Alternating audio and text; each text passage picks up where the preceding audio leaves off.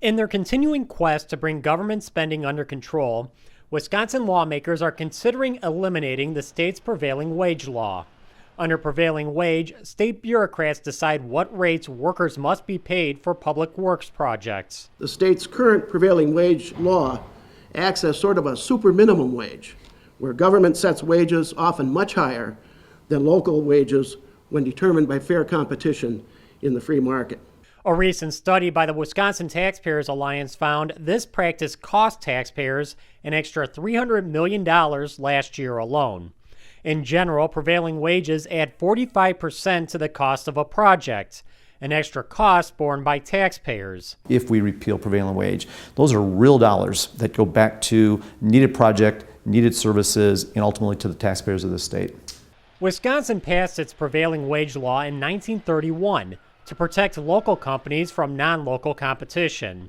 However, Bill Smith says these days the law is doing the exact opposite.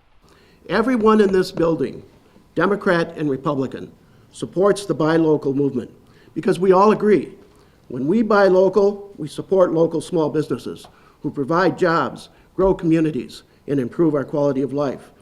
Yet the complexities of the prevailing wage law and the realities of high artificial wage rates discourages and often completely shuts out small and minority businesses from even submitting a bid for taxpayer-financed projects in their communities. In theory, prevailing wage is supposed to be an average of all local wages for each occupation. However, the Taxpayers Alliance discovered the state only uses the top half of wage rates by hours worked to calculate the averages. So it's not surprising that prevailing wage rates are out of line with local income levels. In Florence County, for example, prevailing wage for a carpenter is 4 times what the average worker makes. This hinders the ability for local communities to pay for public works projects at all. Another problem is the state gets its raw data by surveying construction companies around the state, and only about 1/10 of them respond. That could be part of the reason why the rates are wildly unpredictable year to year, which hurts everyone from community planners to taxpayers to the workers themselves.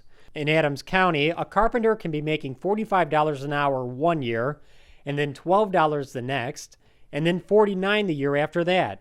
Representative Rob Hutton says, as the state considers its options to deal specifically with rising transportation project costs, prevailing wage needs to be part of this session's budget conversation. It has garnered a lot of attention because of the DOT concerns and a lot of the asks being made there for increased spending, both within the department as well as revenue raisers, whether it's a gas tax or registration fee. And so I think we're looking at saying if we're being forced to address revenue raisers because of this gap within DOT, we need to be taking every opportunity to reduce expenses within DOT, and the elimination of prevailing wage certainly goes a long way in doing that. It is not yet known how much prevailing wage could factor into the current budget debate, or if lawmakers will push for the prevailing wage law's repeal independent of the budget.